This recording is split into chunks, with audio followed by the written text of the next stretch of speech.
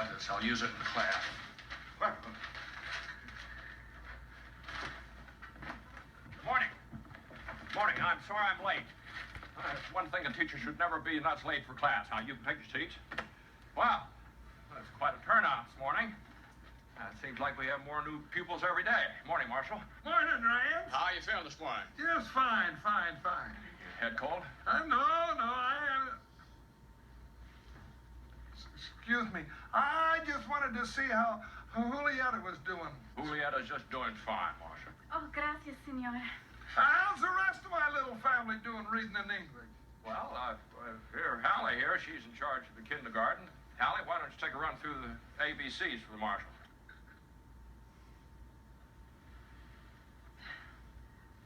All right, you ready? 1, 2, 3. A, B, C, D, E, F, G, H, I, J, K, L, M, N, O, P, Q, R, S, T, U, V, W, X, and Y, and Z. Now I know my ABCs. Tell me what you think of me. Well, that's just fine. Just fine. Well, now I see a couple more new pupils back there. High Pockets, Kane Tuck. Now, were you fellas really serious about reading and writing? What? Stand up. Tell him.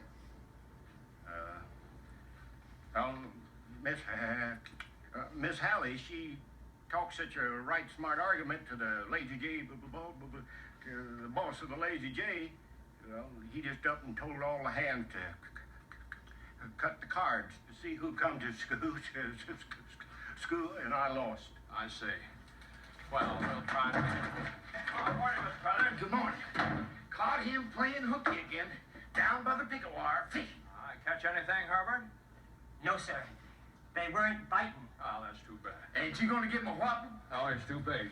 Now, for the benefit of those of you who are just starting, none of us in here smoke, Mr. Crothers. Thank you. For those of you who have just started, I might explain to you that we've begun the school by studying about our country and how it's governed. Now, let's see. Well, now, Nora, would you tell the class what you learned about the United States?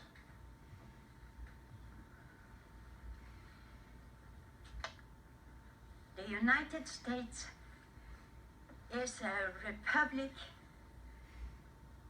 and a republic is a state in which the people are the boss. That means us. And if the big shots in Washington don't do like we vote, we don't vote for them, by golly, no more. Anymore. That's fine, Nora. That's just fine. Now, I wonder if anybody in class remembers what the basic law of the land is called. Now, you remember I told you that it had to be added to and changed from time to time by things called amendments. Now, does anybody remember? Julieta, your hands are always up. Here, let's... Pompey, you try this one.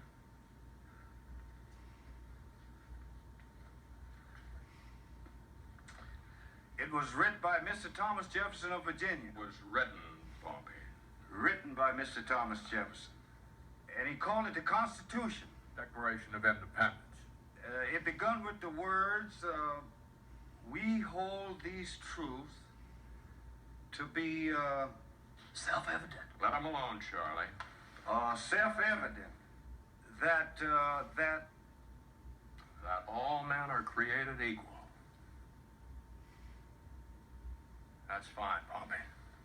I knew that, Mr. Rance, but I just plumb forgot it. That's all right, Pompey. A lot of people forget that part of it. You did just fine, Pompey. Thank you, Mr. Rance. Now, this law of the land also states that the governing power rests with the electorate.